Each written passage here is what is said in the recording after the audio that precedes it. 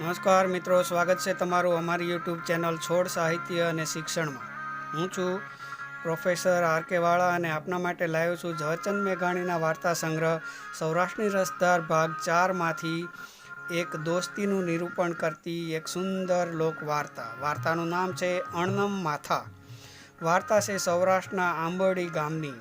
વાર્તા લગભગ 450 વર્ષ જૂની છે. આંબરડીમાં વિશળ રાબાનું એક ભાઈબંધોનું જૂથ હતું. તેમાં 12 ભાઈબંધો હતા. તેમાં વિશળ રાંબા આ જૂથનો સરદાર કહેવાતો. બીજા ધાનરવ, સાજણ, નાગાજણ, રવિયા, લખમણ, તેજરબ, ખીમરવ, આલગા, પાલા, વેરસલ અને કેશવગર એ પાક્કા ભાઈબંધો હતા. તેમણે એક દિવસ સાથે મળી એક પ્રતિજ્ઞા લીધી કે પોતાની તલવાર સિવાય ધરતીના પડ પર બીજા કોઈને માથું નમાવવું નહીં. વિશળ રાબાએ દોસ્તોને ભેગા કરી એક વાત ઉચ્ચારી કે જીવતા લગી તો દુનિયા દોસ્તી નિભાવતી આવે છે, પણ આપણી દોસ્તી એવી હોવી જોઈએ કે જીવવું ત્યાં સુધી એક સાથે અને મરવું પણ એક સાથે, આગળ પાછળ નહીં. વિશળ રાબાની વાત બધા જ દોસ્તોએ સ્વીકારી અને બધાએ એક સાથે સોગંદ લીધા. 11 પરાજિયા ચારણ અને એક કેશવગર બાવો સાથે મરવા અને જીવવાના સોગંદ લઈ છૂટા પડી પોતપોતાના કામ ધંધામાં લાગી ગયા. આ બાજુ અમદાવાદ કચેરીમાં જઈ વિશળ રાંબાના વિરોધી ચારણે સુલતાનના કાન ફૂંક્યા. અરે હે બાદશાહ સલામત, પૂરા સોરઠની પ્રજા તને માથું નમાવે છે, પણ તારી બાદશાહીને અવગણનારો એક પુરુષ જીવે છે જે તને માથું નહીં નમાવે. વાત સાંભળી બાદશાહ બોલ્યો, કોણ છે એ 2 માથાળો જે મને ન નમે? વિરોધી ચારણ બોલ્યો, આંબરડી સુંદરડીના 7 સાજણ ગામનો ધણી વિશળ રાંબા જાતનો ચારણ છે. બાદશાહ ગુસ્સામાં આવી બોલ્યો, શું વાત, 7 ગામડીનો ધણી એક ચારણ આટલી શિરજોરી રાખે?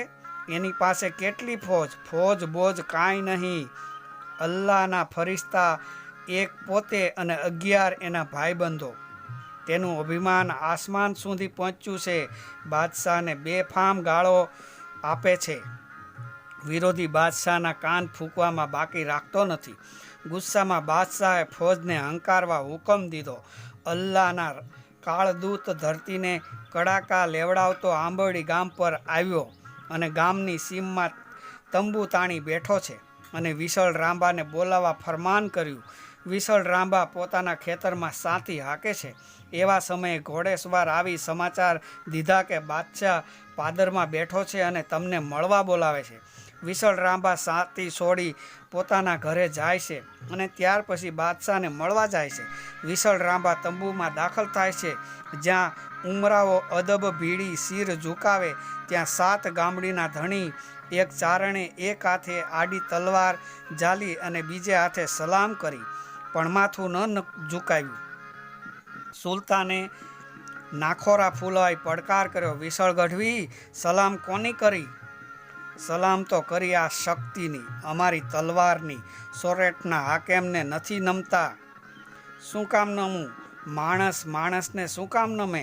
નમવાને લાયક તો એક અલ્લાહ અને બીજી આધ શક્તિ છે. આપણે બધા ભાઈ છીએ. ચારણની વાતથી બાદશાહનું અભિમાન ઘવાયું. બાદશાહ ત્રાળ પાડી બોલ્યો, કાં સલામ દે કાં લડાઈ લે.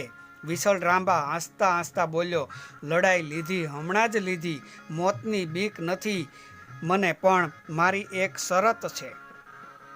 તારી પાસે તોફ અને ફોજ છે અને મારી પાસે ફક્ત 12 ભાઈબંધ. જો ફક્ત તલવાર અને ભાલાથી યુદ્ધ કરવું હોય તો આવી જાઓ. બાદશાહે વિશળ રાંબાની વાત સ્વીકારી અને વિશળ રાંબાના 10 ભાઈબંધોએ કેસરી કપડાં રંગી લીધા. યુદ્ધ માટે તૈયાર થયા. વિશળ રાંબા અને તેના ભાઈબંધોની યુદ્ધની તૈયારીની વાત બાદશાહ સુધી પહોંચી. બાદશાહ પસ્તાયો. 12 નિરપરાધી વીર પુરુષો વટના માર્યા મારી ફોજના હાથે હમણાં કતલ થઈ જશે. યા અલ્લાહ, મારે માથે હત્યા ચડશે. કોઈ આ આફતમાંથી ઉગરવાનો ઉપાય બતાવ. તેનો વજીર બોલ્યો, ઉપાય છે ખુદાવંત, આપણે પડાવ ગામના જાપા પાસેથી ઉપાડી ગામની પાછળ લઈ જઈએ. વિશળ રાંબો ઝાંપેથી નીકળશે એટલે એની પીઠ આપણી બાજુ હશે. આપણે સંભળાવીશું કે અમને પીઠ દેખાડી, હવે જંગ ન હોય. સુલતાનની ફોજના ગામની પાછળ જઈને ઊભી. 11 ભાઈબંધો સગા સંબંધીઓને જીવ્યા મુહાના જુગાર કરી ડેલીએથી નીકળી જાય છે. ત્યાં વસ્તીએ અવાજ દીધો, વિસળ રાંભા, વેરીની ફોજ ગામની પાછળ ઊભી છે. ઝાંપેથી જશો તો વિસળે પરોઠા પગલાં ભર્યા ગણાશે. પરોઠના પગલાં વિહીઓ ભરે. બધા જ ભાઈબંધોને કીધું, દરબારગઢની પછીત તોડી નાખો. સામી સાતીએ બહાર નીકળીએ. પછીત તોડી 11 યોદ્ધા બહાર નીકળ્યા. વિસળે પોતાના ભાઈબંધ કેશવગરને પૂછ્યું, આપણે કેવી રીતે મરીએ તો સ્વર્ગ મળે? કેશવગરે કહ્યું, કાં કુંડાળે, કાં પ્રાણ છોડે, કાં હેમાળે ગળે, કાં કાશીએ કરવત મેલાવે, કાં ગિરનારના માથે જઈ ભૈરવ જપ ખાય, કાં અબળા ગાય કે ગરાસ માટે જાન આપે તો સ્વર્ગ મળે. વિસળે પોતાની તલવાર કાઢી અને તેનાથી એક કુંડાળું કર્યું અને કહ્યું, સાંજ પડે, યુદ્ધ પૂરું થાય ત્યારે કુંડાળે પાછા આવવું એવું નક્કી થયું. 10 જણાએ લલકાર દીધો, પણ કુંડાળે આવવું પણ પોતાના હથિયાર ફેંટા ફાળ્યા અને શરીરના અંગો વીણી વીણીને સાથે લેતા આવવા. સાંજે જે કુંડાળા બહાર હશે તે ઈશ્વરના આંગણે પણ કુંડાળા બહાર ગણાશે. 10 જણાએ માથા નમાવ્યા, પણ 11મો તેજરવ હાજર ન હતો. તે પરગામ ગયો હતો. તેજરવ હઠીલો પાછળથી માથા પછાડી મળશે. 11 જણા યુદ્ધમાં ઉતર્યા. કોઈના આંતરડા બહાર આવે, આંતરડાને ફરી અંદર મૂકી યુદ્ધ કરે. કોઈનો હાથ તો કોઈનો પગ છૂટો પડે છે, પણ યુદ્ધ ચાલુ રાખે છે. સાંજ પડતા 11 ભાઈબંધો યુદ્ધમાંથી બહાર નીકળ્યા.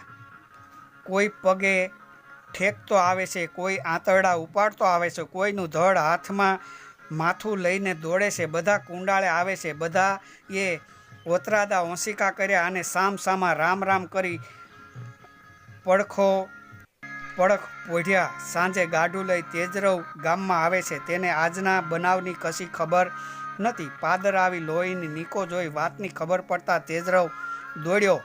11 જણની ચિતાઓ સળગે છે. તેમાં તેજરવે આસન કરી હાથમાં માળા લીધી અને હર હરનો નાદ કરતો બેઠો. તેની આખી કાયા ન સળગી ત્યાં સુધી તેના હાથમાંથી માળા ન પડી. આમ આવા હતા ઇતિહાસના શૂરવીરો અને આવી હતી મિત્રોની દોસ્તી. તો મિત્રો, અહીં વાર્તા પૂર્ણ થાય છે. વાર્તા ગમી હોય તો વાર્તાને લાઇક, શેર અને કોમેન્ટ કરજો. અને જો તમે અમારી ચેનલ માટે નવા હોય તો અમારી ચેનલને સબસ્ક્રાઈબ કરજો. આપણે ફરી મળીશું એક નવા વિડીયો સાથે. ત્યાં સુધી આપ સર્વ ખુશ રહો. ધન્યવાદ.